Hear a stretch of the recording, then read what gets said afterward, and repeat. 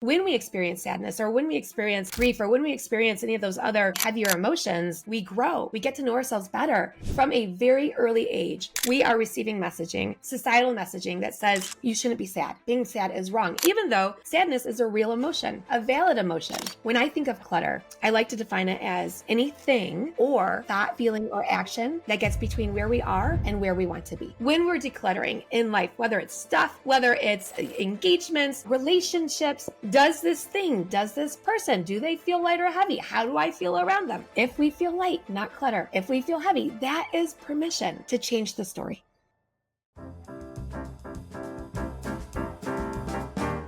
Oh, Heather, it's funny. So we were talking on air, off air before we started here with Heather, my good friend, about the rite of passage at perimenopause and menopause and how it plays a role not only in our health and all these other things, but specifically in our clutter and the stuff that we have and how everything's sort of targeted to acquire more clutter. So Yes. Heather, I'm so excited about this conversation. I really, really am. I am as well. And I think, frankly, personally, the timing is perfect. I'm in perimenopause right now. I had night sweats last night and I'm like, okay, I am excited to have this conversation with you and to connect it to clutter. Yeah. It's interesting because we don't think of our stuff as taking up so much mental and emotional energy, right? Right. Somebody said this quote to me, and I bet you probably have said it yourself. It's you work to maintain the stuff you own. Oh my gosh. Doesn't that just, take a moment. That's Yeah. heavy, right? That's heavy when we really think about it. Our stuff Yeah. owns us. Yeah. So if you feel overwhelmed or tired or worn out, walk through your house and look at how much you have acquired. It was like, oh my God, I am maintaining an inanimate object called a couch. Yeah. Yeah. And I may have one couch, but I might have 4 couches because I have, you know what I mean? Like, you know what I mean? So I was just like, oh my God, that is so profound. So let's talk about it. I assume that when we look at clutter or just acquisition, right? That sort of retail therapy, that it seems to be really directed towards women. It really does. Well, there's definitely a lot directed towards women. We are from a very early age, we receive messages that we should be happy. So, for example, let's say you play a softball game, you're a kid, and you win. Well, you should go celebrate. You should go buy something. Maybe you buy ice cream. Maybe you buy whatever it is, you go buy something to celebrate. Well, let's say you're on that same team and you lose. Oh no, we can't be sad, can we? Let's go buy something to make ourselves happy again. So we go back to the same ice cream shop and we buy some more ice cream or whatever it is. And so from a very early age, we are receiving messaging, societal messaging that says you shouldn't be sad. Being sad is bad. Being sad is wrong, even though sadness is a real emotion, a valid emotion. And so as I mentioned, from the very beginning, we are told to buy so that we can maintain a level of happiness that just really isn't real and doesn't allow us to grow either. When we experience sadness or when we experience grief or when we experience any of those other maybe heavier emotions, we grow. We get to know ourselves better. Life becomes more meaningful. And so instead of trying to cover all those emotions up, I think it's better to just lean into them and to see what doors open because of that. Yeah, it's so true. It's interesting. So people that listen to my podcast know that, or if they listen a fair amount, they know that my mom had a heart attack and stroke 2 years ago. And at that time, she went from living on her own, doing everything on her own, all that stuff, to basically 100% full assist in assisted living. And so she had a house full of stuff, right? So a house full of stuff. And my mom was what I always like to call an organized hoarder, right? So she had but she kept egg cartons, not just a few, like 20, 30 egg cartons in the garage. Why? I don't know. But I would go over to her house because I'm also taking care of her. I'm responsible for everything. I'd go to her house and all of a sudden my breathing would get rapid. My hair would stand up on the back of my neck. Heather, for 2 years, Yes. I would just lock the door, keep the air conditioning and electricity running, pay all the utilities, have somebody mow the lawn, and walk away. I am literally not kidding, for almost 2 years, because I could like I only got rid of it in December of this year. So, Yeah. We feel 18 months we because I couldn't will, take it. right. We will feel the clutter energetically. We will feel that. And let's go back for a moment because you said, why did my mom have all those egg cartons? Let's just get curious just for a second because our clutter is a symptom. And so that was a symptom of something. And so probably childhood, Oh yeah. probably maybe she was in a situation where she didn't have very much, or maybe she had to move around a lot and couldn't bring her things with her. Whatever it was, that clutter was also a protective barrier for her. She felt safer because of it. And so everybody has some kind of trauma. There's a big continuum, of course, but our clutter, it's always representative of a story that is keeping us safer in our minds, whether the story is true or not. That clutter, when we get curious about it, there are so many doors that can open. It becomes fascinating. Yeah, it's interesting that you say that because my mom, I mean, she was born in 1934, so Great Depression, right? And they were, I like to say it was a grapes of wrath experience. They were on the farm in Nebraska, Dust Bowl. I mean, like everything you can imagine terrible, like one rotten potato amongst the family. Like they were so dirt poor that like bread bags, everything was kept because you might need it at some point. And then my dad, same thing. He grew up poor in Paoli, Pennsylvania. So both of them have this mindset that if it had any utility, even slightly, you kept it. Yes, and that mindset served them when they were younger.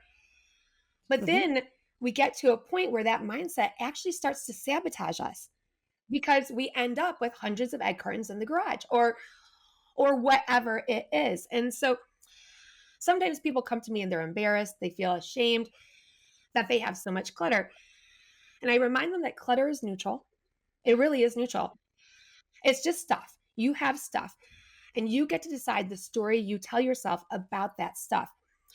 And when we come at it with compassion and understanding that we're human, that clutter did serve us at a certain point, that allows us to get to a more solid ground to begin to let go in a new way, in a fresh way, and basically start a new fresh chapter of our lives without the clutter. And at the beginning of this call, you were talking about menopause as being kind of a rite of passage, or it can be a really special, sacred time.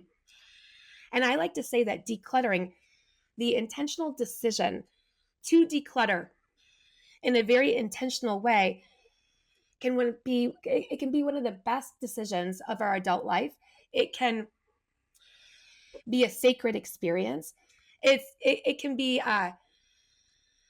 it can be so tremendously meaningful. Just like menopause, getting to know ourselves better, leaning in, getting curious can be as well. Yeah, you get rid of what no longer serves you. Yeah, it's really interesting because I've always said this, like when I feel unproductive, because like, everybody knows if they listen to me, I'm type A, right? Like, so I have to feel productive, right? I have to feel like things are moving forward. And when I feel like I'm not, I will literally go clean out my closet.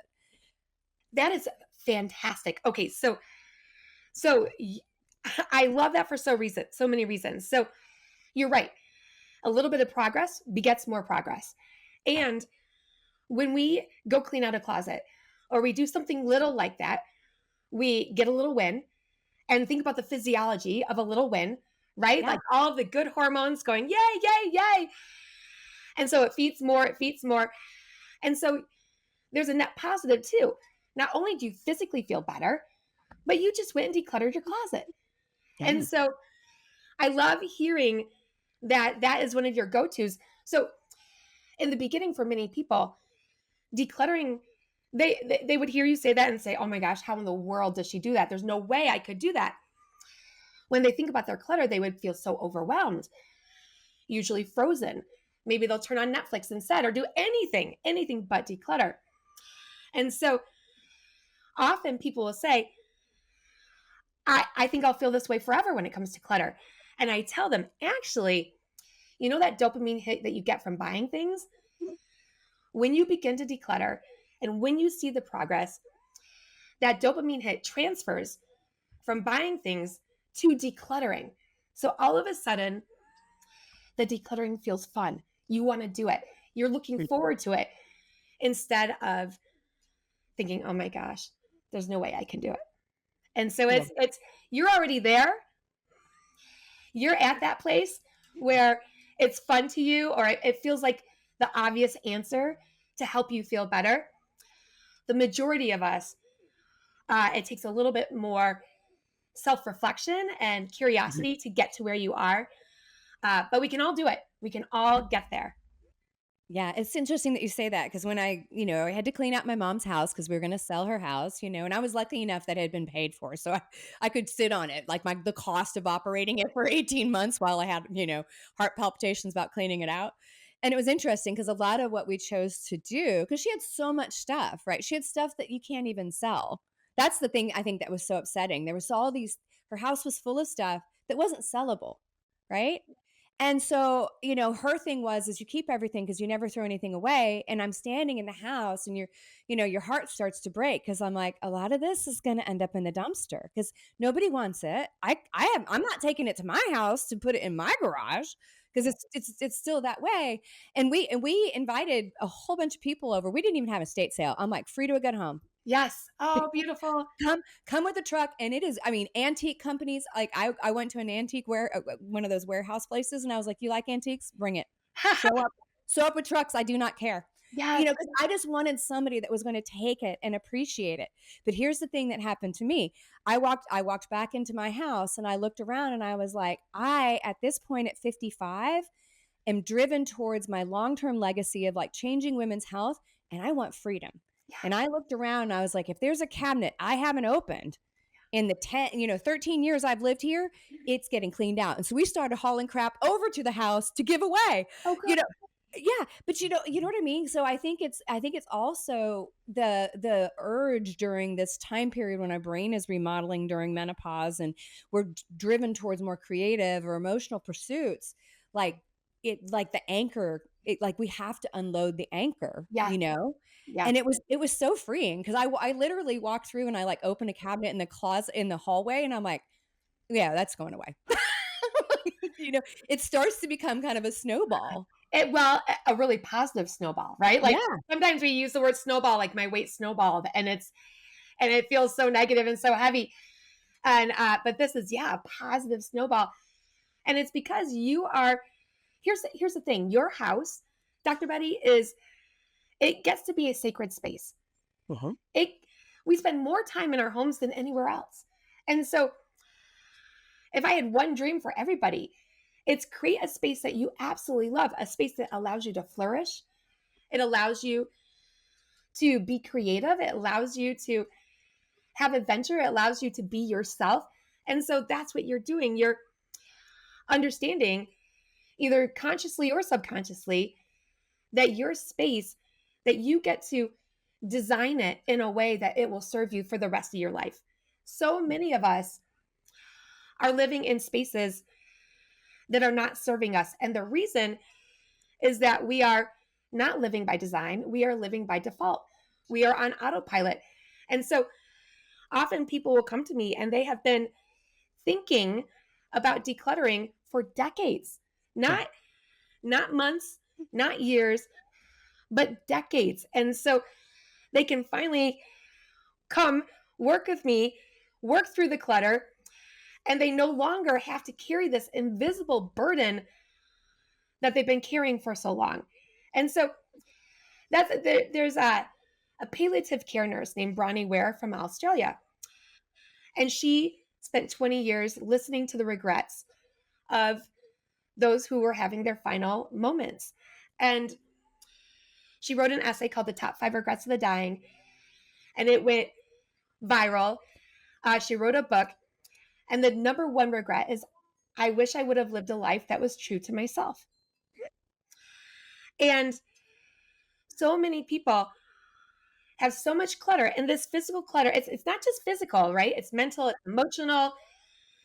It is blocking them from showing up as their true selves.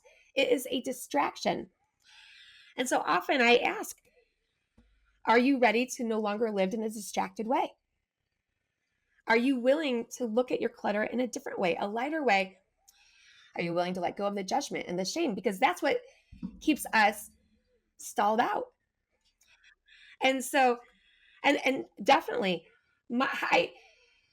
do we want to, in our final moments, say, wow, I really wished I would have figured out the clutter.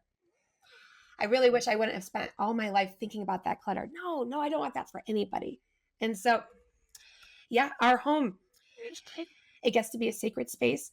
It gets to be a place where we get rejuvenated, where we do our most important work. It really gets to be a place that serves us. Yeah. And I think the hard part, like the emotional attachment, a lot of times is we're not completely aware of why we may acquire things, like retail therapy was definitely like my messaging as a kid, obviously growing up in my household was you keep everything, you have no money, you can't have stuff. I mean, I started mowing lawns at 9, washing cars because I was like, I need cash, right? Because I was like, there's no resources here. But as I grew up, if when I was stressed or other things, it was like I'd go get some retail therapy, right? But that is a protective armor. Our stuff is our protective armor to not have that sensation, right? And so I think one of the most important things we were talking earlier, like at our clinic that we've had for 20 years, we have partners that are professional organizers because often what is also holding somebody back from their health is this sensation of not having control around our clutter at home or our experience.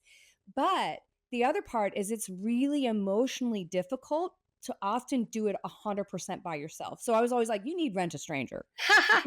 Well, here's what I would say about that. The majority of people that actually hire somebody else to do the decluttering for them, long term are unsuccessful because the clutter comes back because they don't get to the root cause of why they're holding on to the things. So if these partners sit down with them and help them figure out what are those stories, what's the root cause, then they can be really successful. But there are a lot of groups out there that will just come in and say, all right, I'm just going to toss. You don't have to be here. And I think that's like, oh, I can't imagine. it's a missed opportunity. It really is. And so when we get to the root cause, then we can start from a neutral perspective. Then we realize, okay, the reason why I'm feeling so sentimental or the reason why I've got all of these emotions with these things, we understand the stories behind those reasons. And we're able to ask ourselves, are those stories still serving me? Are they, do they still work for where I am today and who I'm becoming? Because most often they don't. Yeah. Excuse me. So let me just share an example. So for example, I had so many books and I love books, and subconsciously I had tied books to my self-worth. Yep. See all these books? They're like my trophies. They say I'm an interesting person. They say I like these subjects. And I did not want to get rid of my books. Now we had toxic mold come through. It's part of why I wheeze a little and why I'm coughing. And so I got rid of all my books because toxic mold loves paper. And I mean, there was a period where I could not even walk into a library because they're all so moldy. And so in the beginning, I had so much trouble getting rid of the books. And then when I realized, oh, here's the story that I'm telling about my books. And guess what, Heather? Your worth is not in those books. When I realized that, it was so easy to get rid of them. So easy. Yeah. You also mentioned earlier landfills, right? Like it's so hard because we don't want things going to landfills. A very sad universal truth is that everything that exists right now will be in a landfill. Everything will be in a landfill. Exactly. And so if you love the planet like I do, where we have more agency, where we have more impact is in the new demand that we're creating. And so instead of supporting fast fashion, which are the Walmarts and the Kmarts and the Targets and the Costcos and things like that, where they are producing fashion instead of 4 seasons a year, there are 14 seasons a year. Right. And so instead of buying cheap clothing, buy fewer things, but better things that will last you longer. Buy more intentionally. And that's one way to help our planet out. Another thing is fast furniture. Yeah. And all that furniture has so many endocrine disruptors anyway. It's so unhealthy for us. And so instead of supporting those industries, save your money and just buy fewer things, but better things. That is one way to take a stand when it comes to our planet. Yeah. Oh, you're so right. We remodeled our bathroom and our closet during COVID. I think, so many people took on house remodeling jobs at that time. And we only had so much space that was between these two rooms, but I wanted my bathroom to be larger. So I actually took space away from our closet. And what's funny, and everybody was like, "Oh my God, I can't believe you did it." I'm like, "No, because what it required me to do, I unloaded so much stuff, it felt like my closet was a clown car." I was like, how did all that fit in there? But now, because it is such a finite space, Yes. if something comes in, something must go. Yes. Right. And so that keeps me from doing that. It's like, okay, do I still wear these shirts because they're 2 seasons old? And, maybe I don't buy a lot of things that are really, really trendy just because I don't have the space for it. And I'm like, that'll be here and gone. And it's the containment of it. Like if you make the container smaller, it's better. Like I live in Dallas and every house has 2 to 3 garages, but nobody parks their car in a garage because all of them are full of crap. Right. Right. Do you know that we have more storage units in this country than we do McDonald's, Burger King, Wendy's, Starbucks combined? Oh my gosh.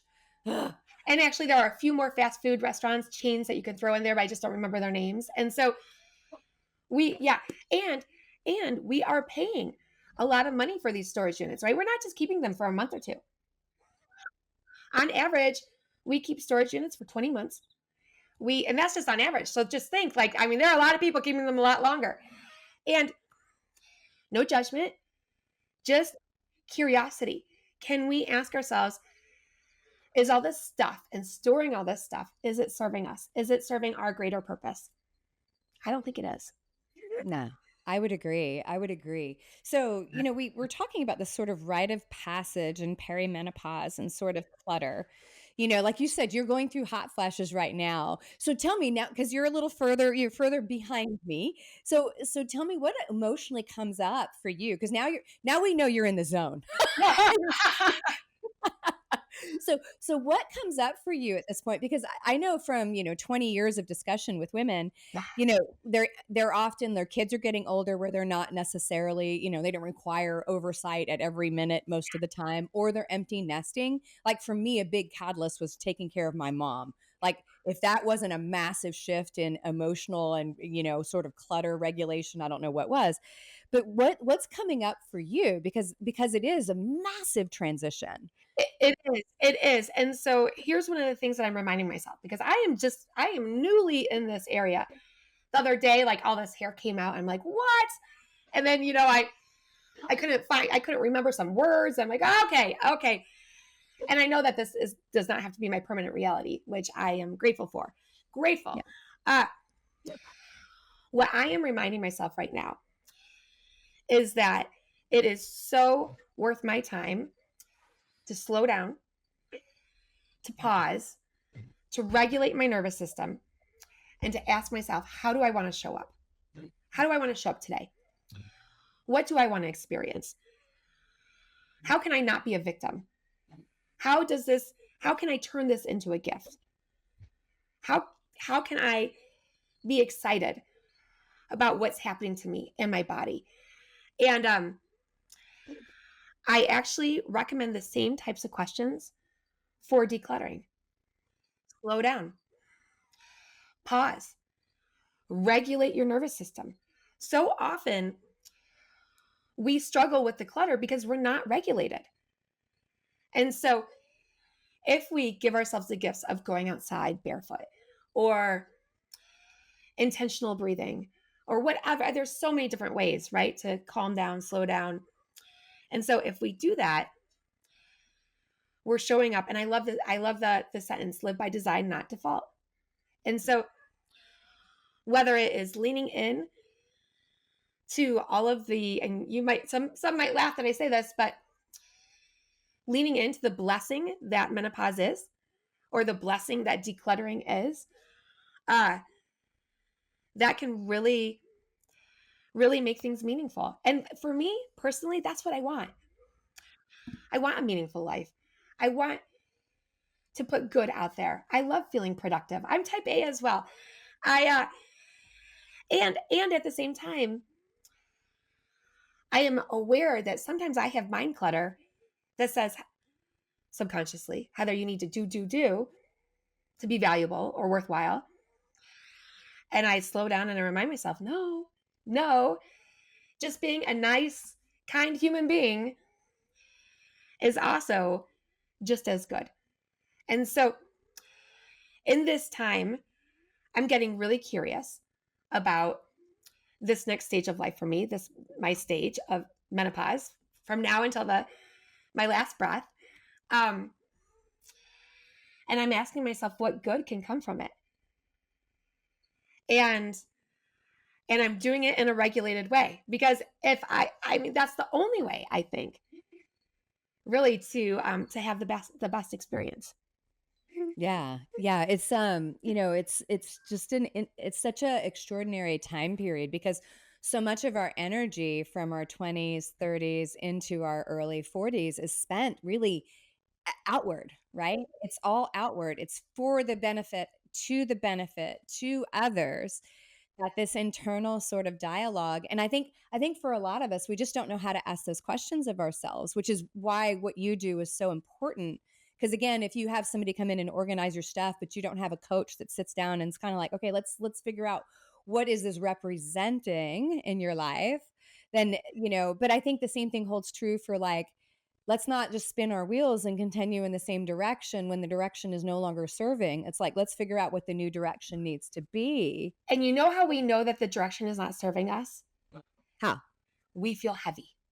Life feels heavy. Everything feels heavy. And so I love using the question. So, okay, first off, when I think of clutter, I like to define it as anything or thought, feeling, or action that gets between where we are and where we want to be. And so when we are decluttering, one of my favorite questions to ask is, does this thing feel light or heavy? If it's light, it's right. It's not clutter.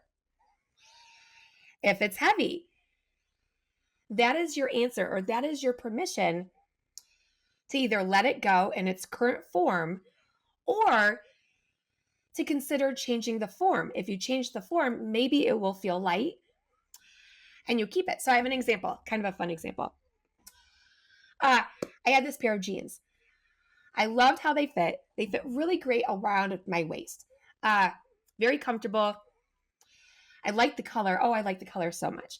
And I did not like how they looked at the bottom of my legs. And so they felt heavy. And yet I could not let them go. Why couldn't I let them go? I was so attached to these jeans. And I decided, okay, Heather, they feel heavy. So if you're not going to do anything about it, it's time that they go to a donation center. Instead, I took out the scissors and I cut the jeans. I'm like, oh, I'm going to love these now. Now they're going to feel light. I'm so excited. Well, I put them on and I very quickly saw that I cut them as if I were a 13-year-old girl or 12-year-old, super short. And I'm like, I do not want to be wearing. So very easy to see, okay, I can now let these things go. When we're decluttering in life, whether it's stuff, whether it's a calendar that's too full, whether it's engagements, relationships, does this thing, does this event, does this person, do they feel light or heavy? How do I feel around them? If we feel light, not clutter. If we feel heavy, that is permission to change the story, to say this no longer works for me and for who I'm becoming. Yeah, that's it's interesting. We have a energy therapist that has worked with us for 20 years, and I remember years ago, probably almost 19 years ago, we were talking one day, and we were talking about weight, because that's a huge thing for women in this age group. It was something I experienced as I hit perimenopause, this like extraordinary weight gain when my hormones sort of made this sort of early shift in my late 30s, and I was like, what happened? And she looked at me because at the time I had just opened my clinic. I was burning the candle at both ends, not realizing that I didn't have a business plan and it was on a wing and a prayer, and she looked at me just very clearly and she said, "Betty, your body will expand to the field in which your energy is outwardly expressed," right? So like if all my energy is going outward, I never am looking inward, I'm never doing anything for myself, my body will expand to meet that need because it must ground me. Yes. And I was like, "Oh, yeah, that's totally profound." I was like, "Oh Yes. my god, it's so right," right? So Yes. also, we often see this same emotional sort of stagnation occur when we're struggling with, not only the hormone changes, but the things that sort of happen, and especially with weight as well, because it's a protective mechanism for our body to hold on to body fat Yes. to keep us protected. It's not a willpower thing at all. Oh, I agree. I agree. I think the word willpower has done so much damage collectively. I mean, I feel like that word is clutter, frankly, because it's Mm. like because of the negative connotation Judgment. and You the need more judgment and the willpower. shame and the all the stories. Yeah. Uh, I don't feel like it's been useful at all on the journey for so many. It's This is a time where we get to look inward, as you were saying, and we get to ask ourselves, what matters most to me? Not to our kids, not to our parents, not to the neighbors, not to our colleagues, but we get to ask that question to ourselves. What matters most right now? How do I want to show up? How do I want to learn? How do I want to listen? What do I want to create? Who do I want to become? And when we do that, we let go of all the distractions. We let go of all the societal messaging, all of that, just heaviness. And we are able to release the stuff that's not serving us, the weight that's not serving us, the relationships that aren't serving us. And I'm not saying that we have to release everything. No, no, no. But we get to get curious about it. And we get to ask ourselves, is this a space where I want to evolve? Do I want to evolve with these other things in my life?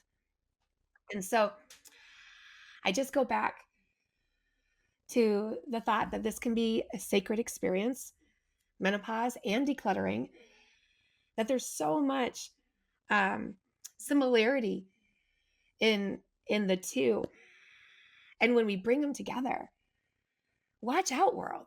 Really, truly, watch out. We can really show up in a way that we want to. In the beginning, you asked about shopping, excuse me, and is advertising more geared towards women, things like that, with all the things that we have and we buy.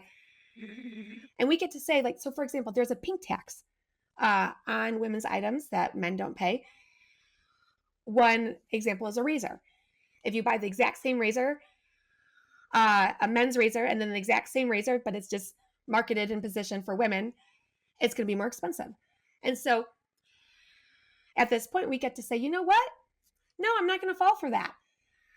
I'm not going to fall for that. This is how I'm going to show up. And I'm going to, unless we want to fall for it. Maybe we want the pretty pink razor with the sparkles. And, that's okay too. But we just get to show up more intentionally and show up again in a way that just show up a little bit more on purpose instead of just letting life happen to us, letting all of the marketing happen to us. We get to say this is how we can just see things so much more clearly, I think, at this point in our life. And I think that's one of the gifts that happens in this stage. Yeah, and I think, in some ways to turn off some of that messaging too is to stay off social media. Oh, Because if there wasn't such a such an extraordinary vacuum to just dig into your insecurities and your desires and all these things, because it's geared to do that. It knows where you're going to click before you know where to click. yes. Because a lot of people think it's listening, and it probably is. But the reality is they have such a perfect map of you. They know what to put in front of you, Oh, right? So the 100%. manipulation is extraordinary. So I would assume in your school of living lighter, like a lot of it is also like, all right, we got to put a time frame around that social media use. We create guardrails. And so it's in containers and things like that so that we can protect ourselves from those outside forces. And so, for example, social media, uh, it's neutral, yet if that's our entire life, we're going to feel heavy and it's not going to feel good. And so a guardrail could be, all right, no judgment if you want to get on and you want to just swipe for a while, but how much time are you going to do that? Decide that ahead of time. Go set the alarm, an alarm in a different room so you have to actually get up and go walk and turn it off. And so we set up these guardrails so that we don't kind of fall into that oblivion and fall into that, you wake up and it's 4 hours later. And so, yeah, there are a lot of things that are vying for our attention. Yeah. Most of them, uh, aren't really going to serve us. And so it goes back to that, what matters most to me? Do we want it to say on our tombstone, I was really good at swiping? Yeah. Social media queen. Right? Here's Heather Aardema. She was so good at swiping, or she was so good at watching all of Netflix, or whatever it is. And so just a beautiful time in our life right now, the present moment, to ask ourselves, what do we want? How do we want to show up? One of my favorite authors is Sue Monk Kidd. Yeah. And she writes that you can find the sacred in the now, the ordinary, and the natural. And I love what she says because it gives us permission to really get present. And if we are living in a present way for even half of our time, that is a gift. And so, washing the dishes, not that I do it. I'm grateful that that's my older son's job, but it can be sacred if he allows it. If he slows down, if he enjoys the warmth from the water, the suds from the soap, it can be a beautiful experience. And so the gift of being present, the gift of not needing massive amounts of, I guess I'd say like artificial pleasure, right? That's the swiping, that's the sugar, that's the, so just being aware of those things and not needing those things, finding happiness in the ordinary, or creating, not finding, because often when we say the word finding, it becomes clutter, because when you're looking for something, you never find it, right? And so taking more ownership, creating happiness, creating the life you want to live. And so I like to recommend, when you're on the decluttering path, have you gotten outside in nature? I mean, you are nature, right? So have you gotten outside in nature today? Maybe regulated your nervous system. Have you gotten present with the idea that decluttering, it's very ordinary. I mean, there aren't fireworks usually going off, but when we declutter that closet, the fireworks are going off internally, right? We're so excited. And so, getting present, finding the sacred in the now, the ordinary, and the natural can be such a gift at this stage in our life. Yeah. No, I think you're absolutely right. So if you were to give my listeners like 3 things they could just kind of look at right now, because I think even if we don't relate to being cluttered, right? Maybe that's not like, some of us may not relate to being cluttered. However, there is clutter in our life because none of us are free of clutter. So give my listeners maybe 3 things Because the other thing too is sometimes it feels overwhelming. So it's like, where can I take a little tiny step? Like the closet might be too much. It might be a drawer. Exactly.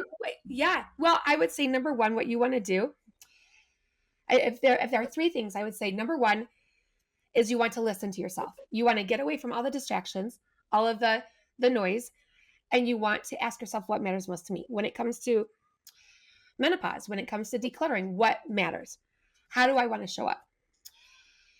Number two, I would say to let go of any thought that tells you what you want is too hard, too difficult, impossible. Let those thoughts go. They're not serving you, because that's what the brain does, right? The minute we say, here's what I want, the brain comes up with all the reasons why it's not going to be possible. So just let those things go. And then on the journey, I would say number three, use the question, does this feel light or heavy? Use it for everything. It is such a simple question, and it can make such a big difference. So for example, I had one client take that question and used it. She went into her kitchen, and they had just renovated the kitchen, yet she felt heavy in the kitchen. Do I feel light or heavy? I feel heavy. Why do I feel heavy? What feels heavy? And she realized it was the color of the cabinets, had those painted, made all the difference in the world. She delights in her kitchen. She loves being in the kitchen. It feels so wonderful. And so we can use that question. Like, let's say you get an invitation. Do you want to go? If you don't want to go, it feels heavy, you give yourself that permission to say no. So yeah, those are the three things I say. Listen to what you want, let go of any thoughts that are going to get in your way, and then take that lighter path by asking, does this feel light or heavy? Actually, I'm going to throw in a fourth. Can I throw in one more? Yeah, absolutely. Have you heard of the term JOMO? No. Okay. Have you heard of the term FOMO? Oh, of course. Fear of missing out. So often we overfill our schedule, our calendar. We buy all the things, the 3-for-1 sale. We buy it all because of FOMO, fear of missing out. Oh my gosh, I want these things. Like my life will be better with these things. If I don't have these things, my life will be worse. We buy all those things or bring all those things into our lives, and then we feel heavy because it's too much. So JOMO is joy of missing out. Joy of missing out. So if there's a 3-for-1 sale of something that you kind of like, but you don't love it, you say no, permission to say no. You save your money for something you really like. Yeah. That's a heck yes. It's the same for, like, let's say you you're questioning wine and alcohol, and you're deciding not to drink as much. But you're not quite sold yet, right? And so you say, well, I'm only going to have one glass of wine. And then maybe your spouse says, oh, just have a second glass with me.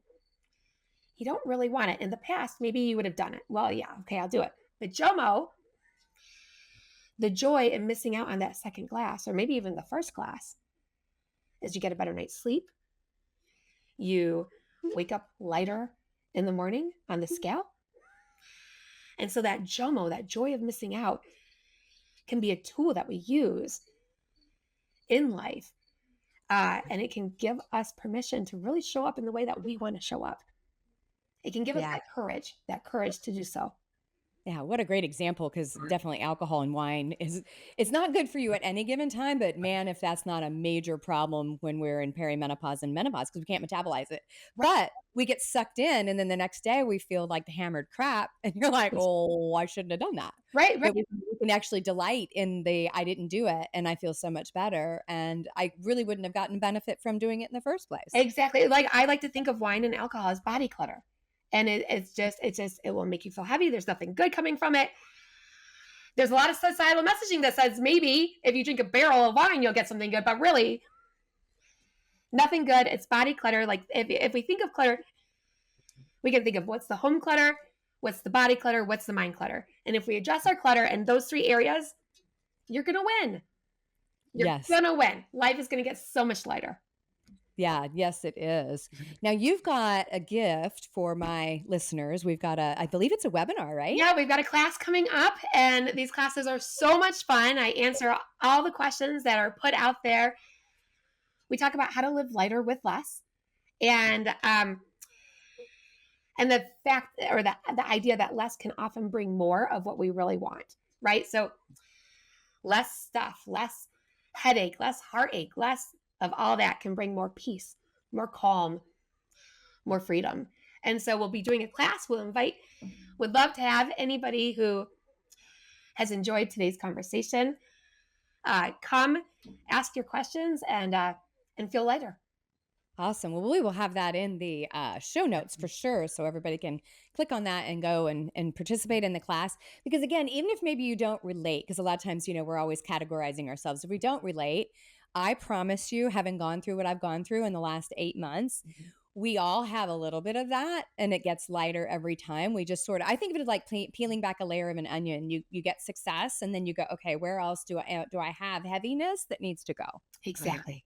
Exactly. We all have it. We all have clutter, like you said earlier.